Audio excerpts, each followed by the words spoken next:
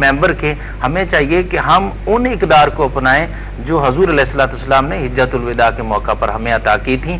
جب یہ اس وقت ہوگا جب اساتذہ کرام، جب علماء کرام، جب والدین اور پھر ہماری جو قوت نافذہ والے جو لوگ ہیں، پولیٹیشین جو ہیں، جو پھر گورنمنٹ ہے، یہ سب کی اجتماعی ذمہ داری ہے اور سب سے بنیادی ذمہ داری اساتذہ اور علماء اور والدین کی بنتی ہے کہ وہ اپنے بچوں کو، یعنی آپ سمجھتے ہیں کہ جب یہ لوگ جو ہیں اپنی ذمہ داری نبھائیں گے تو مسائل حل ہو سکتے ہیں.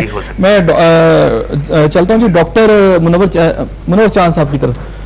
ڈاکٹر صاحب، ہم یہ دیکھتے ہیں کہ ہندوستان کے اندر پچھلے دنوں جب گجرات کے واقعات ہوئے تو جو گجرات میں جو یہاں پہ مسلمانوں کا قتل عام ہوا، وائلنس ہوا، 500 مساجد جو تھی ڈسٹرائڈ کی گئیں، 5000 مسلمانوں کو قتل کیا گیا، 25000 جو تھے وہ مہاجرین بن گئے، اپنے علاقے انہیں چھوڑنے پڑے. ہندو ٹائمز آف انڈیا نے جب یہ رپورٹ شائع کی کہ جب ہندوستان میں یہ سب کچھ ہو رہا تھا تو اس کے ریاکشن میں پاکستان میں کچھ بھی نہیں ہوا، تو وہاں کا جو ایڈیٹر تھا خوشونت سنگھ صاحب، انہوں نے اس پہ جب رپورٹ شائع کی ہندوستان ٹائمز میں تو انہیں گھر جانا پڑا. میں یہ نہیں کہہ رہا کہ پاکستان میں ایک تو مسائل ہیں، آپ اس کو کمپیریزن کریں انڈیا کے ساتھ اور پاکستان کی سچویشن دیکھیں، یہاں ویسے حالات بھی نظر نہیں آتے. کیا کہتے ہیں آپ اس بارے میں؟ میں اوم نمو نارائن، سب کا مالک ایک. میں گیتا کے حوالے سے یہ بات کہوں گا کہ گیتا میں یہ الفاظ شری کرشن جی کے جو ہیں کہ ایک چونٹی کو مارنا مہا پاپ ہے، تو انسان تو ایک بہت عظیم چیز ہے. ہم انسان کو کہتے ہیں منوش پڑھے سنے سو ستگتی پائے. اگر کوئی کلام پاک کی تلاوت سنتا ہے، گیتا کی سنتا ہے، بائبل کی سنتا ہے، قرآن پاک کی سنتا ہے، تو اس کے لیے تمام، اگر وہ ان چیزوں کو اپنا لیتا ہے تو اس کے سارے گناہ معاف ہو جاتے ہیں. اب رہی بات یہ جھگڑے کی، لڑائی کی، ہندوستان کے بارے میں یہ بات ہے کہ ہم اپنے ملک کی بات کرتے ہیں. ہمارے ملک میں اکا دکا جہاں گھر میں بھی اکثر جھگڑا ہو جاتا ہے، اور جس گھر میں آج کل جیسے کہ ہمارے گھر میں آگ لگی ہوئی ہے، گھر میں جتنے افراد ہیں وہ سب پریشان ہیں. میں ایک گلدستے کی مثال دیتا ہوں کہ ایک گلدستہ، پاکستان ایک گلدستے کی مانند ہے. اس میں جو رنگ برنگے پھول ہیں وہ تمام مذاہب کی نشاندہی کرتے ہیں. اگر اس گلدستے میں کوئی خرابی ہے وہ تمام پاکستان کے شہریوں کی خرابی ہے. جیسا کہ بانی پاکستان حضرت قائد اعظم نے 11 اگست کو یہ فرمایا کہ پاکستان میں بسنے والے تمام مذاہب کے لوگ ایک قوم ہیں، وہ ہیں پاکستانی قوم، اور ان کو پوری مکمل پاکستان میں مذہبی آزادی ہے. وہ اپنے طریقہ کار سے اپنے عبادت گاہوں میں جائیں اور اپنے رسم و رواج اچھی طرح سے پوری آزادی سے منائیں.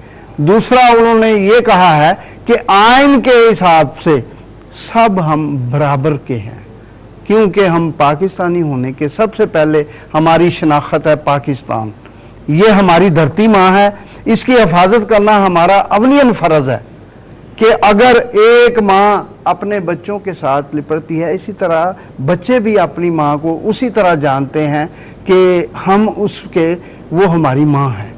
اسی طرح سے پاکستان میں ایسا کوئی بھی حالات نظر نہیں آ رہے جس کے ساتھ اقلیتوں کے ساتھ، ہندو کمیونٹی کے ساتھ یا مسلمانوں بھائیوں کی جھگڑا ہوا ہو، یا کرسچن بھائیوں کا جھگڑا ہوا ہو، یا سردار بھائیوں کے ساتھ ہندو کمیونٹی کا کوئی جھگڑا ہوا. ایسا پاکستان میں کچھ انڈیا میں اس کے برعکس آپ کیسے حالات دیکھتے ہیں؟ چونکہ آپ ہیں تو میں چاہتا ہوں اس موقع سے فائدہ اٹھاؤں. ہم ہندوستان کی بات نہیں کرتے، ہم اپنے ملک کی بات کرتے ہیں.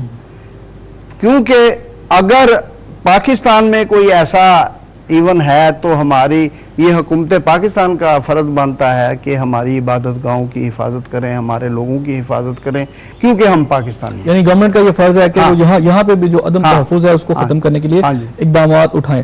پادری صاحب سے بات کروں گا. پادری صاحب، ہم دیکھتے ہیں کہ نو ڈاؤٹ یہ رسپانسبلٹی ہے اسٹیٹ آف پاکستان کی، بلکہ ایز اے مسلمانوں کی جو تعلیمات ہے وہ بھی یہ بتاتی ہیں کہ ان کے ممالک کے اندر جہاں دوسری مائنورٹیز موجود ہیں ان کی حفاظت کی جائے، ان کی عبادت گاہوں کی حفاظت کی جائے.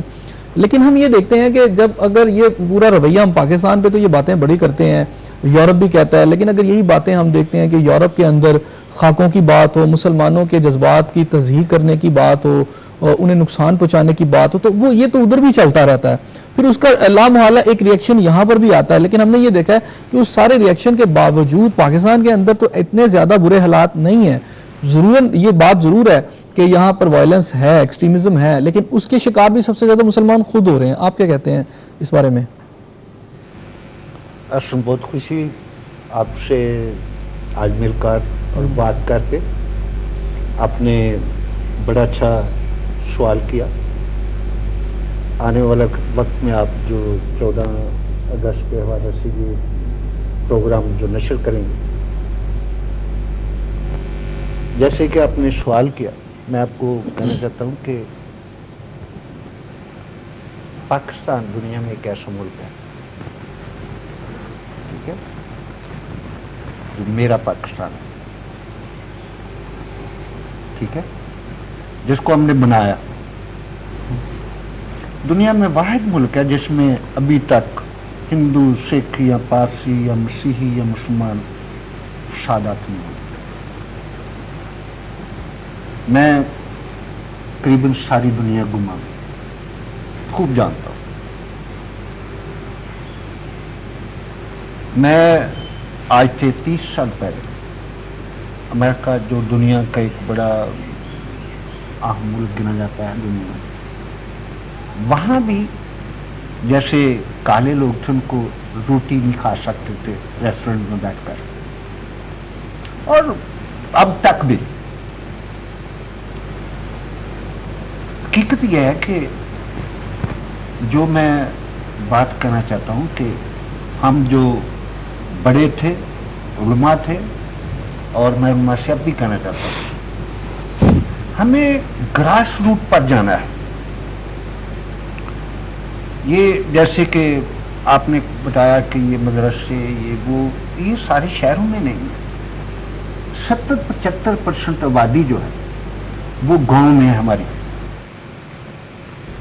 اور یہ جتنے لوگ آتے ہیں میرا خیال ہے کہ 80-90% جو ایسے لوگ ہیں وہ نوجوان گاؤں سے شکار ہوئے.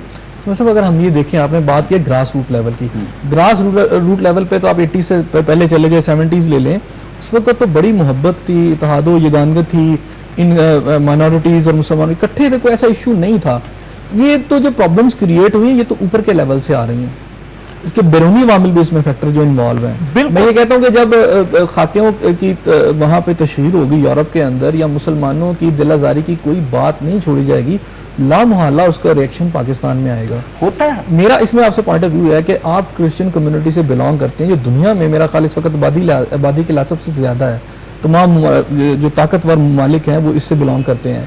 آپ کیوں نہیں رول پلے کرتے کہ آپ دنیا کو یہ بتائیں, یورپ کو بتائیں, امریکہ کو بتائیں, کہ وہاں کو لوگوں کو بتائیں کہ آپ کے ان سٹیپ سے آپ لوگوں کے لیے یہاں مشکلات پیدا ہوتی ہیں, گورنمنٹ آف پاکستان کے لیے مشکلات پیدا ہوتی ہیں, وہ مائنارٹیز کے تحفظ میں اسے بہت سے مسائل کا سامنا ہوتا ہے. اصل میری یہ بات امریکہ میں بھی لوگوں کے ساتھ بیٹھ کر, اچھے لوگوں کے ساتھ بیٹھ کر, اور میں نے ان کو بتایا کہ جب بھی آپ ایسے کام کرتے ہیں, حقیقت میں یہ ہے کہ پہلی بات یہ ہے کہ وہ لوگ اسلام کے بارے میں ان کے پاس کوئی زیادہ معلومات نہیں, ٹھیک ہے.